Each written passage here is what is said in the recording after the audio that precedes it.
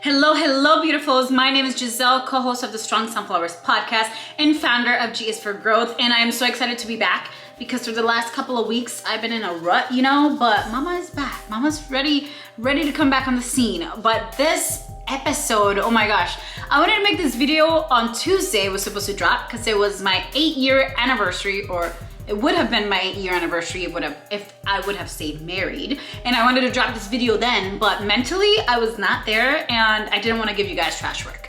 So, but we're here now. And in this video, I'm gonna talk a little bit about what I battled during divorce and a little bit after divorce too, because life is hard, okay? One of the things that I really wanna say is that during my healing journey, back maybe 2 years ago or even a year ago, I felt like usually when I'm healing and I'm trying to protect myself, I don't give importance to things. So I was just like, I got married too young, that wasn't love, blah, blah, blah. But I was comparing that love to 27-year-old Giselle, what I believe love to be right now.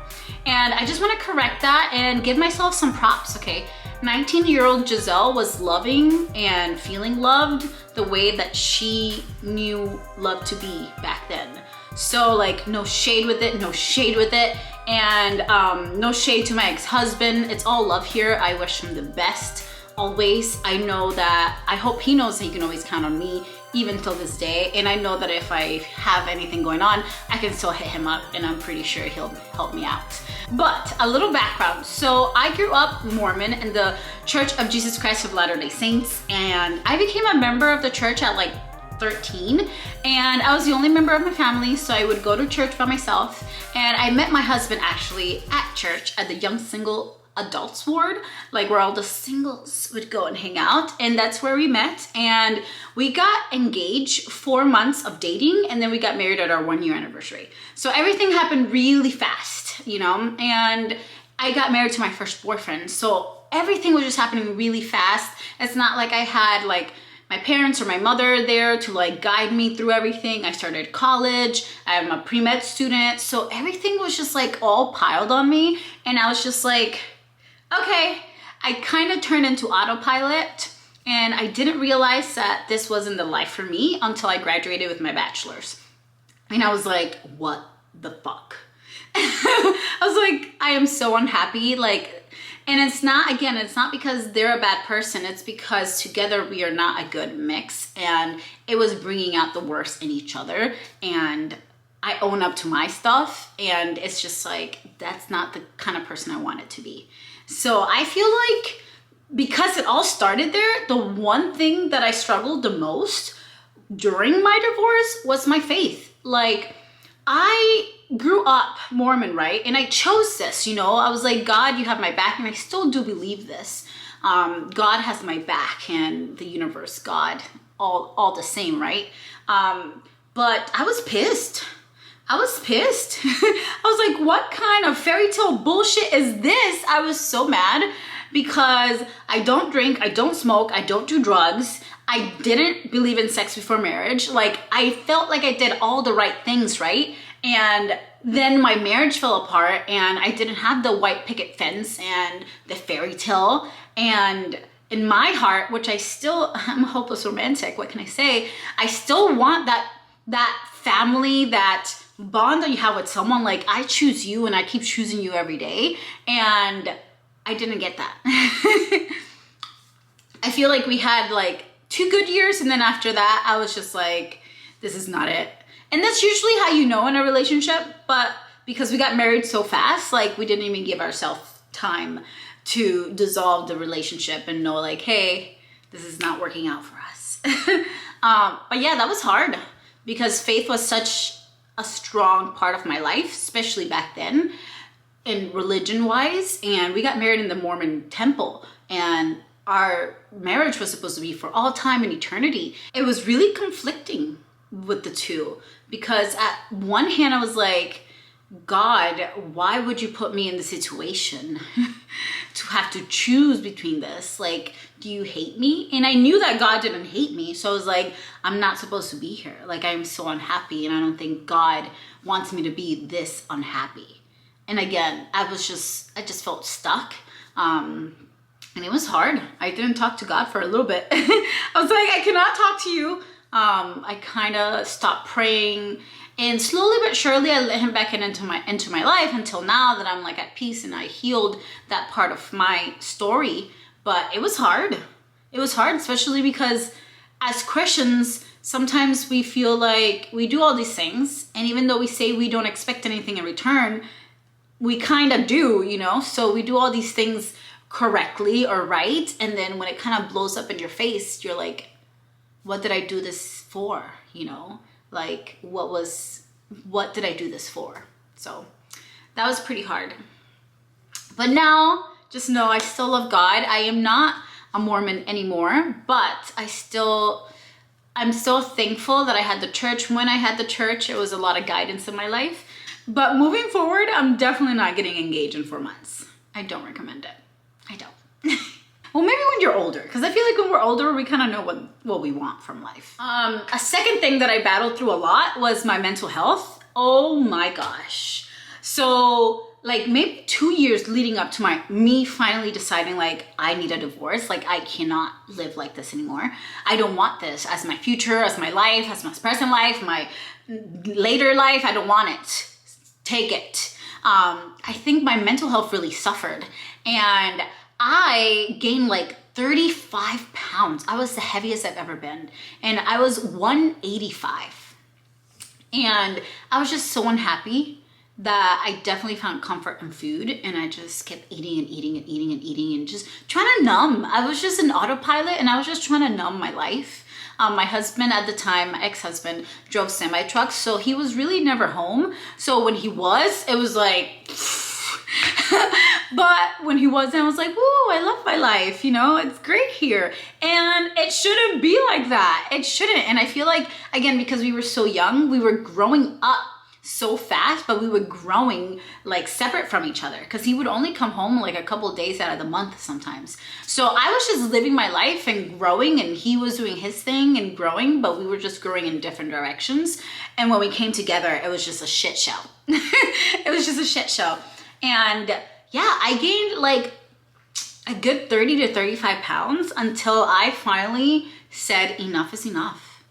Like one of the things, and I love that all these things happen in my life, because being able to go to therapy, talk about it, go through it and heal from it and learn. This is a key word, learn from it. I'm able to see that in my life right now. Even right now, I couldn't make my YouTube videos for Tuesday because I was just not in a mental state to do it. And I knew that I was depressed or something internally was going on because I was eating, and I was eating food that was not good for me. And usually, like if you talk to someone that does drugs or chooses alcohol, you know, we all have our vice. For me, since I don't do any of those things, is fast food, like French fries from Chick-fil-A. I'll buy a chocolate from the store, Hershey's bar, Reese's cups, all that stuff that I know it's not good for me, but I do it because at the end of the day, that's a form of self-harm. And why are we self-harming? Because we're unhappy with something. And like when you're depressed, when you're sad, all anxious, you do some drugs, you go out and drink, blackout for some people. Because of my experience from my marriage, I'm able to see that in my life now. And I'm like, okay, hold on, wait a minute. What's going on? Why do you feel like you are self-sabotaging, you know? Because I love myself. So I try to feed my body food that is good for me. I only drink water for the most part. So that's really like a red flag. And I wouldn't have been more in tune with that red flag if it wouldn't have happened all throughout that time in my marriage. Number 3, I feel like I lost myself. Like I didn't know who Giselle was. I felt like, again, I got married really young, and the church tells you like what a wife is supposed to be like. Religion tells you what a wife is supposed to be like. You're supposed to clean, you're supposed to take care of your husband, you're supposed to be submissive, you're supposed to be all these things. But I didn't feel like any of those things. I didn't feel like I could be submissive to my husband because I felt like the power dynamic was off. And I felt like I was the patriarch of the family, and it shouldn't be like that. that's one of the things that I learned. I'm like, I need, I'm a Scorpio, okay? I'm a strong personality. I need a man to lead. I need a man that I can follow. And if I feel like you can't that I can't follow you, or that you're not leading me in the right direction, I'm gonna redirect it and I'm gonna take over. And I felt like I was doing that in my marriage, which is not okay, because again, for a woman, like, that's a turnoff. Like, no, it's gonna be a no for me. But hey, that's one thing that I learned. Again, I married my first boyfriend, so it was hard for me to figure out what I like, what I don't like in relationships and romantic relationships. So I pretty much learned through it the hard way. I felt like I lost myself of who I am, because I'm such a bubbly personality, and I just felt like weighed down. Also, like, struggling with like mental health, from just mental health in general. I felt like I had to walk on eggshells in the house. I felt like I had to keep the stability, the emotional stability of the home. So I just felt like I couldn't break down. I felt like I had to keep it smiles at all times. And I just lost myself. And I remember growing up, I would always say, I found myself when I lost myself in the Lord. And I was so happy. Like, oh my gosh, like, those are some of my best memories. I loved going to church and just being with the people and just really rejoicing in God. And I'm just so thankful for those moments in my life. And I'm so thankful for God for being in my life then and now. But I definitely lost that spark, that sazon that made me me. And I just didn't know who I was. And now that you're intertwined, you like it or not, with this other person, and you're thinking of like separating yourself from this other person, like, who am I? And who am I without this person? Because like I told you guys, I was going to school, and I was still working. I was going to school, I was working and paying like my car, my insurance, my phone and stuff like that, but I couldn't survive on my own. So that was a hot mess after, like, so many factors were going through my mind when I decided to divorce, and really going through it, because we were on and off like this topic for like a good 2 years. And when I finally decided, like, yeah, I am doing this, like, it was freaking scary. Because at the end of the day, when you're married to someone, there is that codependency that happens. And I just felt, and I still feel like my husband had my back, you know, and I had his back, regardless of the arguing, regardless of whatever was going on. So going from that safety net, again, I was living with my mom. He was my first boyfriend. So going from the safety net of my mom, then going to the safety net of my husband, and then like going to no safety net, like, you gotta have your own back. It was scary. And like, you know me, I'm a Scorpio, so I'm gonna think things through, the whole thing. So I was like, oh my gosh, like, I have to have my own back. I really don't have any cushion. I have no one that will care for me, because that's one of the things, like, my ex-husband, like, he was the first man to ever love me for me and show me love, and I would always be grateful for that, and I'm always thankful for that. And he would always have a special place in my heart, you know. But it was pretty scary. And number 4, like I mentioned a little bit before, I was on autopilot. I was on autopilot. Like, I was going to school full time, pre-med.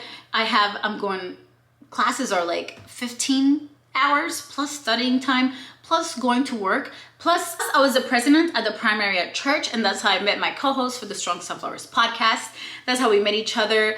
I also taught the young women's, I went to church like 3 times a week. So like, I was busy. I was on go-go. I was like, I felt like I was on top of the world, but truly I was just trying to keep busy and put my life on autopilot, so I didn't have to focus on the real problem. And the real problem was that my marriage was not what I needed it to be. And I think a couple of years ago, it was easier to put all the blame on my ex-husband. No, because he's not the guy for me, and he did this, X, Y, and Z. But I really had to look at myself and like really focus on my part, because it takes 2 to tango. Like, what did I do to cause this relationship not to work? What are my flaws? What do I need to work on? For myself, for my next relationship. Again, this is my first boyfriend.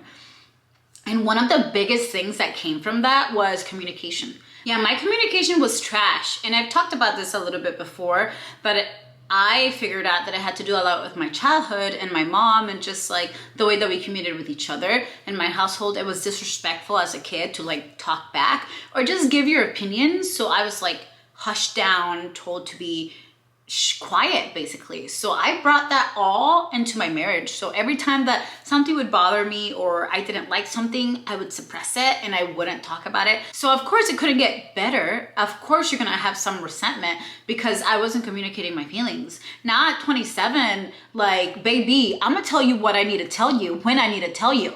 You know, I'm not gonna like wait 3 months to let you know that something's bothering me. And that's what I was doing in my marriage, and it wasn't healthy for him. It wasn't healthy for me. Like, he wanted to communicate. He was an over communicator, and because I wasn't communicating properly with him, like, he couldn't understand me and I couldn't understand him, and it was just, it was a hot mess. So that's one of the biggest things that I learned from my divorce and from my marriage in general was, Giselle, you don't know how to communicate. People can't understand you. So how can you communicate? Giselle, you don't even know who you are.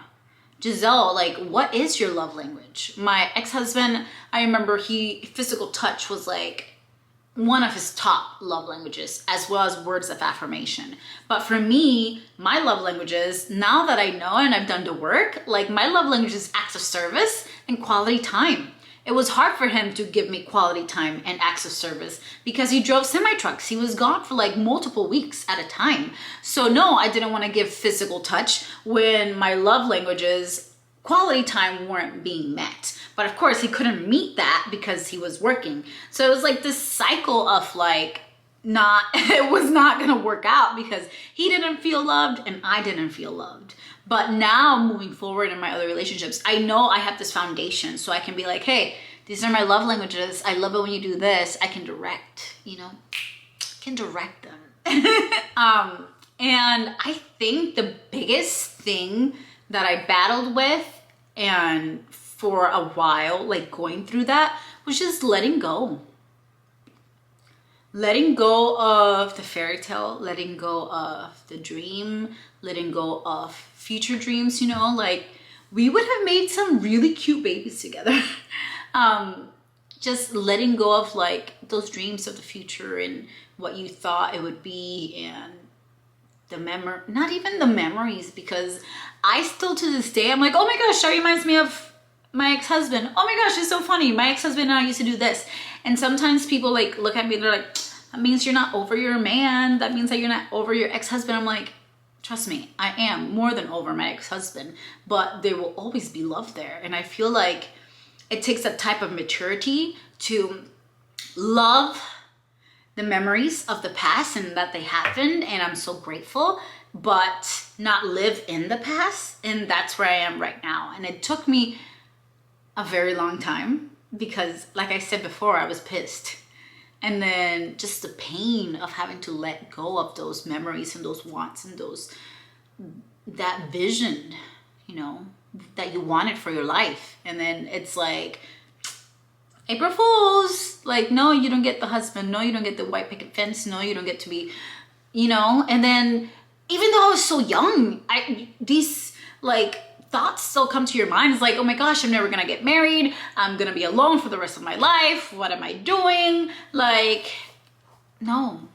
So finding peace and becoming at peace with knowing that that's not gonna be my reality anymore, knowing that I am gonna have to have my own back, knowing that I'm gonna have to start from scratch, knowing that I have to build myself and figure out who I am as a person. I think that has been the best outcome of that, because let's talk a little bit about life after divorce. I haven't really dated. I met this guy and I call it like my situationship, but it's like a 3-year situationship. But again, there's just so much love there. Like, With this guy, it's just like, it has been so much chemistry. Like, I don't know, it's like you feel safe. Like, I don't know, from like day one that we met, it's just been this chemistry, this connection. Like, we just love each other. And of course, it took us some time to understand or figure out for ourselves that we're not meant to be with each other romantically like that. Like, I do feel like, I don't know, I watched this YouTube from Lovers and Friends, and she talked about soulmates and the different kinds of soulmates. There's like soulmates, like partner wise, there's soulmates that like are just like full of sparks. There's soulmates that are like just for that time, and there's soulmates that, you know, like they're not your life partner. So that's how I feel with him.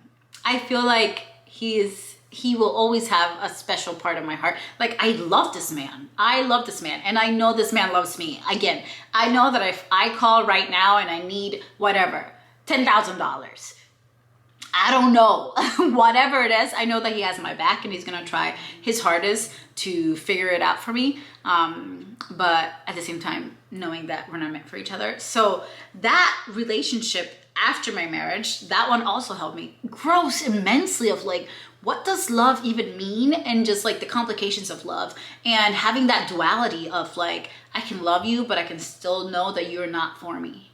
So I love that for me. But yeah, a little tea real quick. So life after divorce, I haven't really dated anybody. I hate everybody. I don't know. Okay, I don't hate everybody, but like, I'm always working or traveling, so it's hard to like meet people because I'm not really out here like that. And then like these dating sites like on Hinge, like I'm horrible with like things because I become so critical. I'm like, nope. But I bet if I met these people in real life, like I would be like, oh, like I like your vibe, I like your aura, I like your personality. But it's hard to see all that through a profile on Hinge. So I just stay swiping X, no. And then like the only guy that I kind of liked, and oh my gosh, he was in Egypt. His name was Drake. He was in Egypt. When we started talking, I was like, oh my gosh, he's so cool. He's moving where I lived.